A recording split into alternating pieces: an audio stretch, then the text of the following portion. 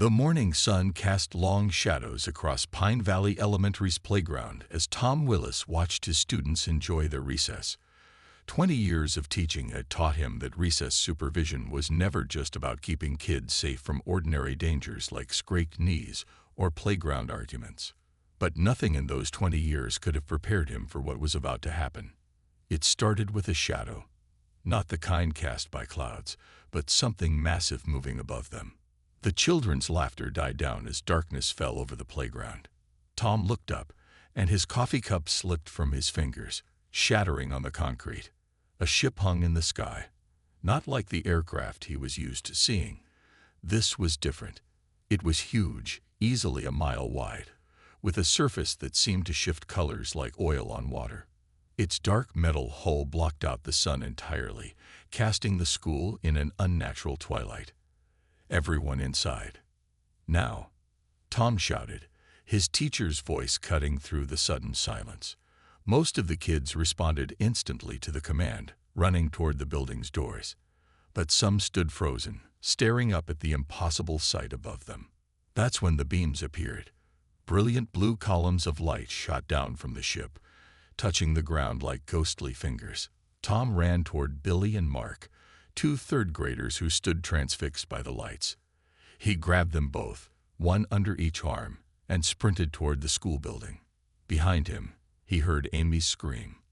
Looking back, he saw the small fourth grader being lifted off the ground in one of the blue beams. Next to her, Pete, one of his best students, was also rising. No. Tom set down the boys and ran back, jumping as high as he could to grab Amy's foot. But his fingers passed right through the light as if it wasn't there. He watched helplessly as both children rose higher and higher, their faces a mixture of terror and confusion. The school's emergency alarm began blaring, its sound seeming small and inadequate against the scale of what was happening. Tom could hear more screams now, not just from his students but from the town beyond. Looking up, he saw similar beams of light touching down across Pine Valley. Inside the ship's blue beam, Amy stopped screaming. She looked down at Tom, her small face suddenly calm. "Mr. Willis," she called out, her voice strange and echoing. "Tell my mom I'm not scared." Before Tom could respond, both children vanished into the ship. The blue beams disappeared as quickly as they had appeared, leaving only the massive shadow of the vessel above. Tom stood in the empty playground, his heart pounding. Around him, papers and lunchboxes lay scattered where the children had dropped them in their rush to safety. A small red hair ribbon, Amy's favorite, drifted down from the sky, landing at his feet. The ship began to move, sliding across the sky with impossible silence. As it passed over the town, Tom could hear more screams, more chaos. His phone buzzed in his pocket. Emergency alerts, probably, but he couldn't look away from the sky. In his 20 years of teaching, Tom had lost students before. To illness, to moving away, to family troubles. But never like this. Never to the impossible. He picked up Amy's ribbon, clutching it tightly. The ship was almost out of sight now, becoming just a dot in the distance. But Tom knew this wasn't the end. Humanity had just learned they weren't alone in the universe, and their first lesson had come at an unthinkable price. In the distance, he could hear sirens approaching. Military jets screamed overhead, too late to do anything but chase shadows. The world had changed in less than 5 minutes, and Tom knew that humanity would never be the same. He turned toward the school building, where scared faces pressed against every window. There would be parents to call, authorities to talk to, questions to answer. But first, he had to be there for the children who remained, and pray that somehow they would get back the ones who were taken. The Pentagon's Emergency Command Center hadn't been this busy since World War II, almost started 5 years ago. General Roberts stood before the main screen, watching red dots appear across the global map. Each dot represented another alien abduction site. "Sir, we're getting reports from Moscow, Beijing, London, and 30 other major cities," a young officer reported, his voice tight with stress. "They're all the same. Children taken from schools and playgrounds. The general's fist tightened around his coffee cup. As a military man, he was trained to fight armies, not chase kidnappers from space. But this was different. This was everyone's children.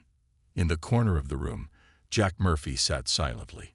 His Special Forces uniform was still dusty from the training exercise he'd been pulled from.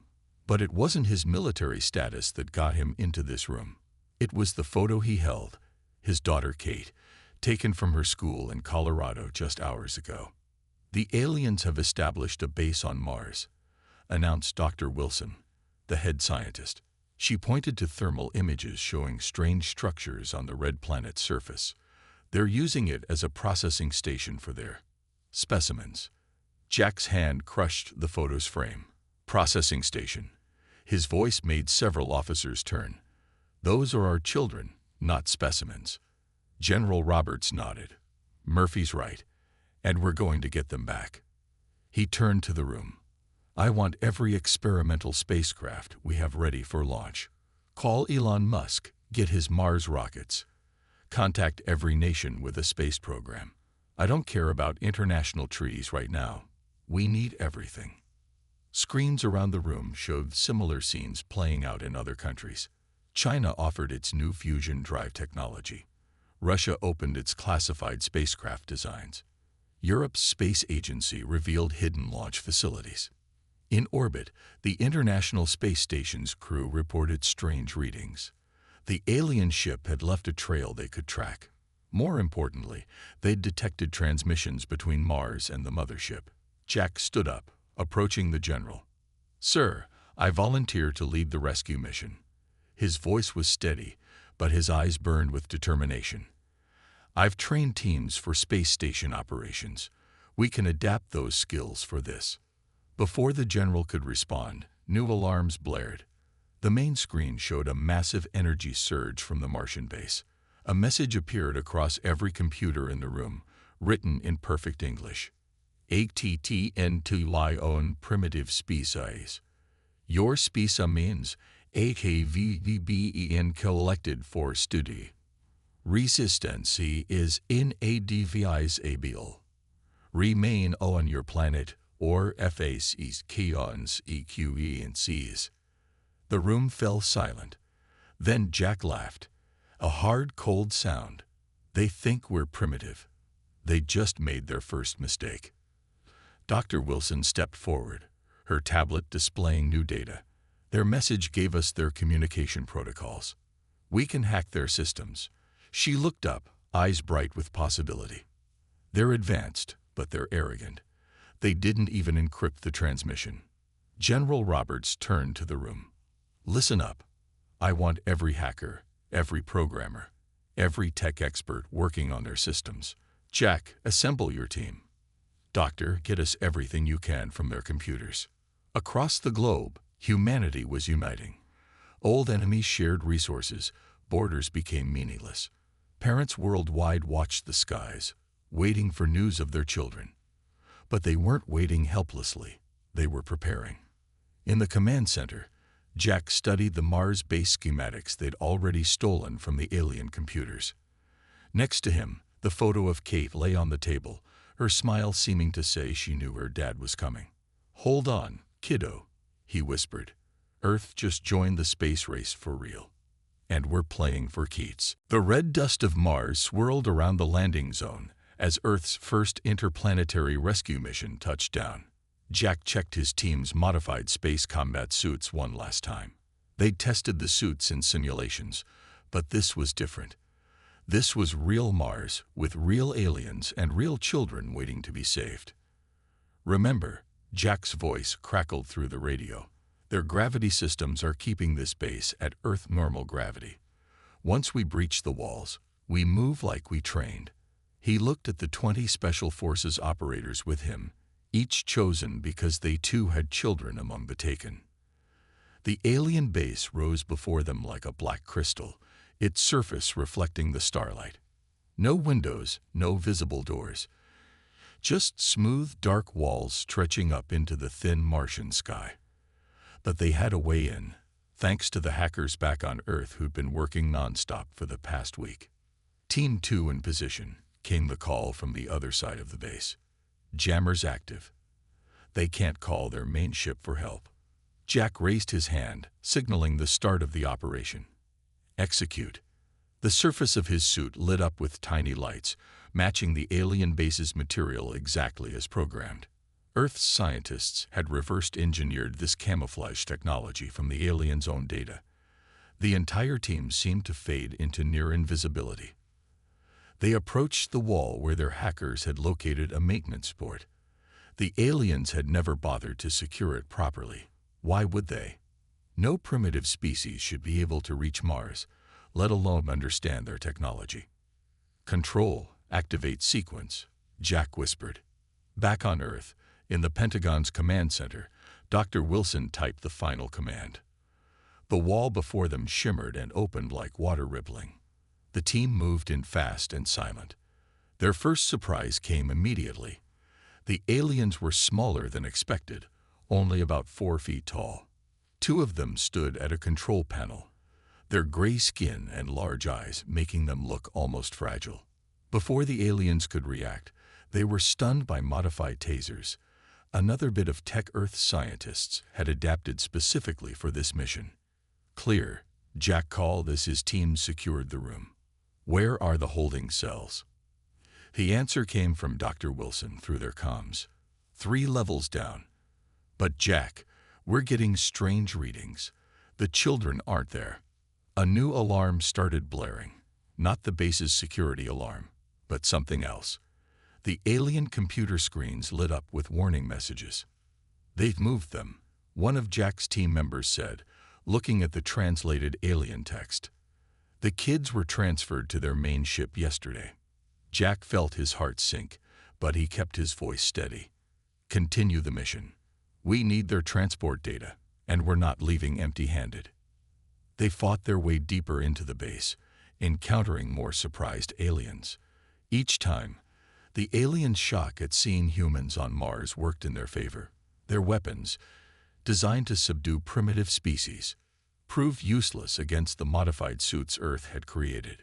In the base's control center, they found what they needed: star charts, ship locations, and most importantly, proof that the aliens had violated galactic law by taking children from a developing civilization. Jack, Dr. Wilson's voice came through again. We're downloading everything. But there's something else. The aliens, they're called the Collectors. They'd done this before to other species. But never, she paused, never have they had a species fight back so quickly. Looking at the alien data screens, Jack saw something that made him smile for the first time since Kate was taken. The Collectors had logged thousands of errors in their ship's systems over the past week. The cause: unknown interference from specimens. That's my girl, Jack whispered, knowing his daughter was behind at least some of that chaos. Control, prep the fleet. We know where they are now. And we're not going to stop until we get our children back. The mission to Mars was just the beginning.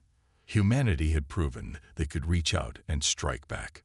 Now it was time to show these Collectors exactly why you don't mess with human children. The Collector High Commander stared at the holographic display with all 4 of his eyes twitching in frustration. Another system failure had just been reported from Deck 12. That made 15 unexplained malfunctions in the past day alone. High Commander, his assistant chirped nervously. The human specimens have done it again. They've somehow managed to unlock 3 more containment cells. The specimens from the Rigel system have escaped. In one of the ship's maintenance tunnels, Kate Murphy crawled through the narrow space with a stolen data pad clutched in her hands. Behind her, 6 other children followed silently. After a week aboard the ship, they had learned more about alien technology than the Collectors thought possible. "Hey, look at this," whispered Billy, pointing to strange markings on the wall. They had discovered that the ship's maintenance tunnels were marked with simple symbols, ones that even alien children could understand. The symbols had become their map through the massive vessel. Kate checked the alien tablet again. She had figured out how to use it on her second day here. The Collectors hadn't bothered to lock their devices. Why would they? Human children were just supposed to be simple specimens for their zoo. "The next holding area is 2 junctions ahead," she whispered back. "There are more kids there, from someplace called Earth Colony 7. We're getting them out too." Above them, in the ship's command center, the High Commander received an urgent communication. The humans had breached their Mars facility. Impossible. But the evidence was clear. Earth forces had not only reached Mars, but had broken into what should have been an impenetrable base. "Send this message to their primitive authorities," the High Commander ordered. His long fingers danced over the control panel. "By the laws of the Galactic Council, attacking a superior species is forbidden. Cease your hostile actions, or face extinction." The response came faster than should have been possible. Somehow, the humans had already cracked their communication codes. The message appeared in perfect collector script. "By the laws of Earth, taking our children is forbidden. Return them or face humanity's full response." Meanwhile, Kate and her team had reached the new holding area. These children looked human but had slightly blue skin, descendants of Earth colonists who had been taken generations ago by other alien species. "We're from Earth," Kate explained to the wide-eyed colonial children. "We're getting everyone out. Want to help?" The colonial children didn't need to be asked twice. Within minutes, Kate's group had grown larger, and with it, their ability to cause chaos increased. "Warning," the ship's computer announced, "environmental controls failing in Section 7. Artificial gravity fluctuating in Sections 12 through 15. Security systems malfunctioning in prisoner containment areas." The High Commander slammed his fist on his control panel. How? How were simple human children doing this? The answer came in a security recording. The children were teaching other species young how to bypass systems, working together in ways the collectors had never expected. Back on Earth, in the Pentagon Command Center, Dr. Wilson couldn't help but smile as she decoded the ship's internal communications. "Sir," she reported to General Roberts, "it seems the children have started their own resistance movement. They're not just escaping. They're organizing." The general nodded. "Like father, like daughter. While we attack from the outside, they're tearing them apart from the inside." The collectors had made a fatal mistake. They had assumed that human children would be like other species young, passive, easily contained. Instead, they had captured the most adaptable, resourceful, and rebellious specimens in the galaxy. And now they were about to learn just how expensive that mistake would be. Space around Mars lit up as humanity's first battle fleet emerged from their experimental jump drives. 50 ships of various sizes and designs. Some military vessels rapidly converted for space combat. Others civilian craft turned into carriers. Each one represented a different nation on Earth, but they all flew under the same new flag. A simple image of a child's hand reaching for the stars. On the fleet's command ship, General Roberts watched the tactical display with growing satisfaction. Position confirmed. All ships report ready. The collector vessel hung in space before them, massive and dark against the stars. It was bigger than any human ship, but size wasn't everything. The past 2 weeks had taught humanity more about space technology than the previous 50 years combined. "Sir," a communications officer called out, "we're detecting signals from the collector ship. They're trying to call for reinforcements." Dr. Wilson smiled from her station. "Let them try. The children have done their work well." On her screen, she could see how Kate and the other kids had spent days sabotaging the ship's communication arrays. What looked like random damage to the aliens was actually a carefully planned pattern of disruption. Inside the collector ship, Kate and her growing band of liberated children watched through a viewport as Earth's fleet approached. They had gained access to most of the ship's systems by now, teaching other alien children how to bypass security and spread chaos throughout the vessel. "Look," Billy pointed excitedly. "Those are our ships." The High Commander of the collector ship was reaching the end of his patience. Not only were his specimens running loose through the ship, but now a primitive species had somehow assembled a space fleet. He pressed the emergency broadcast control again, but nothing happened. "High Commander," one of his officers reported, "we're receiving messages from the other specimens. They're demanding to be released. They say the humans have shown them they don't have to be specimens anymore. A new signal cut through all communications channels. Jack's voice, broadcast from the lead assault ship. "This is Earth's Liberation Fleet. Return our children, or we will take them back by force. You have 10 minutes to comply." The collectors scrambled to raise their defensive shields, but found them responding sluggishly. In the ship's maintenance tunnels, Kate and her friends watched their handiwork through stolen tablets. Weeks of learning the ship's systems, passing that knowledge to other captured species, had led to this moment. Warning, the ship's computer announced. Multiple systems failing. Shield generators operating at 20% capacity. Weapons systems offline. Hull integrity compromised in sectors 7 through 12. Other alien ships began appearing, but not collector reinforcements. These were vessels from species who had lost children to the collectors over the centuries. They had received the children's messages, spread through the sabotaged communication systems, and came to witness the unprecedented event. A primitive species fighting back. "General," Dr. Wilson reported, reading the incoming signals. "These other species, they're offering to help. They say anyone who can teach their children to resist slavery deserves to join the galactic community." On the command ship's main screen, they could see escape pods launching from the collector vessel.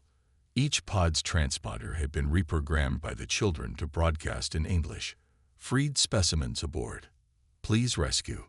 The High Commander stared in disbelief as his perfect specimen collection fell apart. Decades of careful gathering, undone in weeks by one species young. The humans hadn't just fought back. They had sparked a revolution among all his specimens. General Roberts gave the order. "Begin rescue operations.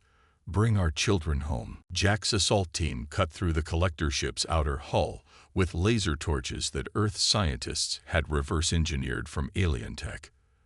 The metal melted away like ice under a blowtorch, creating an entrance large enough for the rescue teams to enter.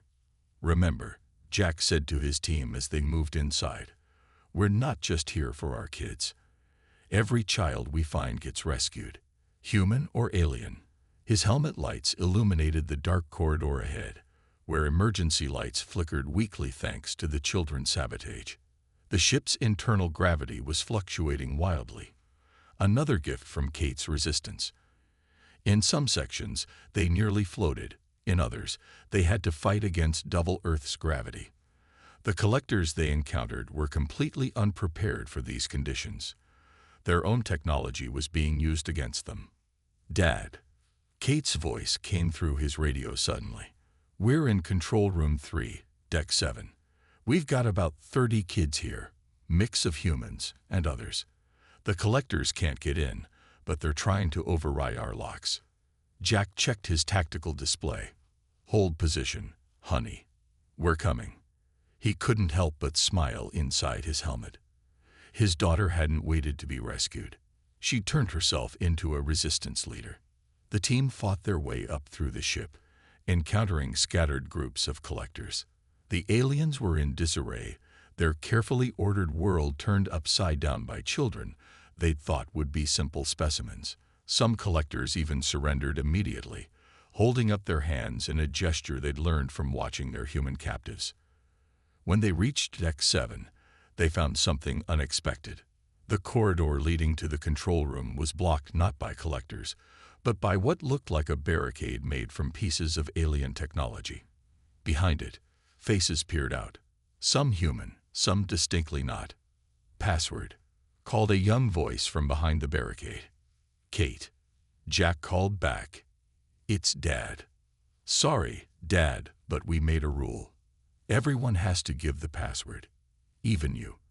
There was a hint of laughter in Kate's voice. Jack smiled. Ice cream sundae with extra sprinkles. It was their special dessert, the one they always shared on her birthday. The barricade began to move, pieces of alien tech floating aside as Kate's team manipulated the gravity controls. Behind it stood an amazing sight. Children of at least 6 different species working together at salvaged control panels. Some more modified pieces of collector technology. Others had created tools from parts of the ship. Kate ran to her father, wearing what looked like a collector's control gauntlet modified to fit her small arm. "Dad, we knew you'd come. Look what we did." She gestured proudly at the organized chaos around her. The other human children rushed to the rescue team, but they didn't just cling to the adults for safety. Instead, they gave quick, efficient reports about ship systems, other captive groups, and collector positions. They weren't just survivors, they were fighters. "Sir," one of Jack's team called out, "the alien children, they're asking to come with us too. They say they want to learn more about being human."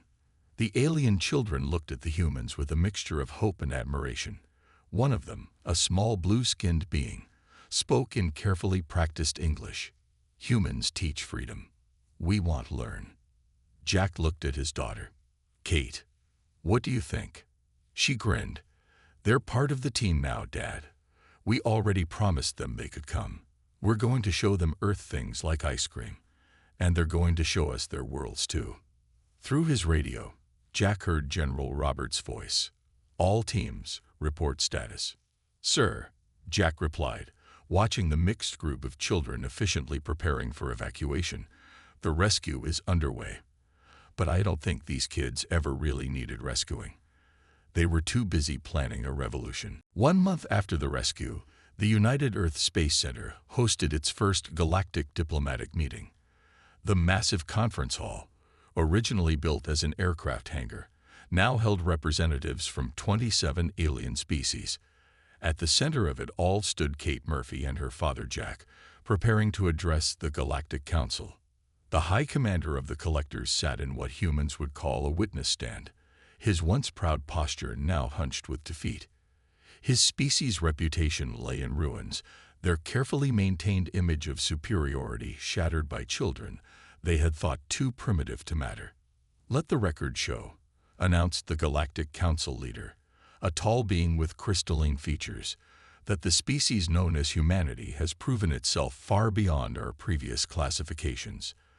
Their response to the unauthorized collection of their young has demonstrated technological capability, unity of purpose, and most importantly, a spirit that we cannot ignore."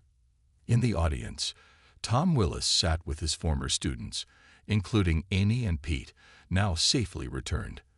The children wore special badges marking them as Galactic Youth Representatives, a title they had earned through their resistance. "The collectors have violated our most sacred laws," the council leader continued. "Not only did they take young ones from an emerging civilization, but they also ignored clear signs of sentience and technological capability. However, the humans' response has taught us all a valuable lesson."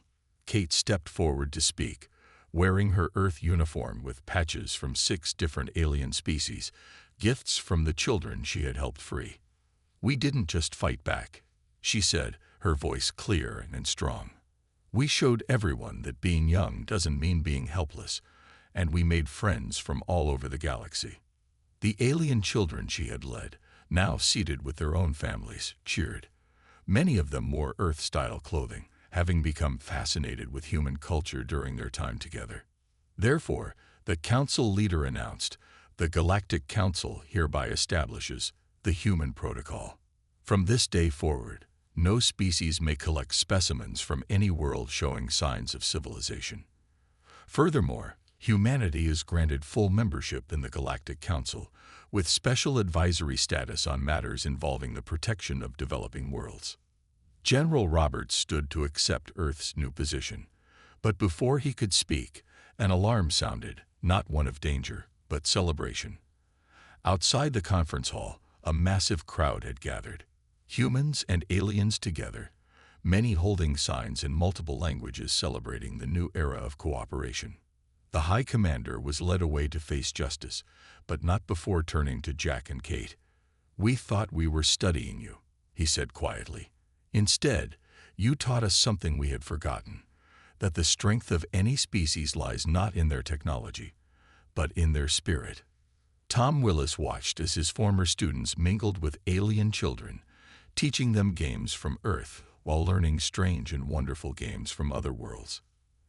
Amy, who had been one of the first taken, was now explaining the rules of hopscotch to a group of young aliens who hovered slightly above the ground. "Did you ever imagine this?"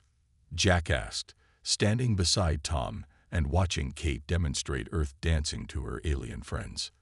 "In 20 years of teaching," Tom replied with a smile, "I always knew our kids were special. But this," he gestured at the scene before them, where human children were building bridges across the stars with their games and laughter. The day ended with an unprecedented event, the first Galactic Youth Council meeting, led by Kate and her multispecies team of former resistance fighters. Their first resolution: establishing an exchange program between Earth schools and those of other worlds. As the sun set on this new era, one thing had become clear to every species in the galaxy. Humans would protect their children at all costs, but they would also share their greatest strength: the ability to turn enemies into friends, fear into courage, and captivity into freedom. The stars would never look quite the same again, especially to the children who had touched them.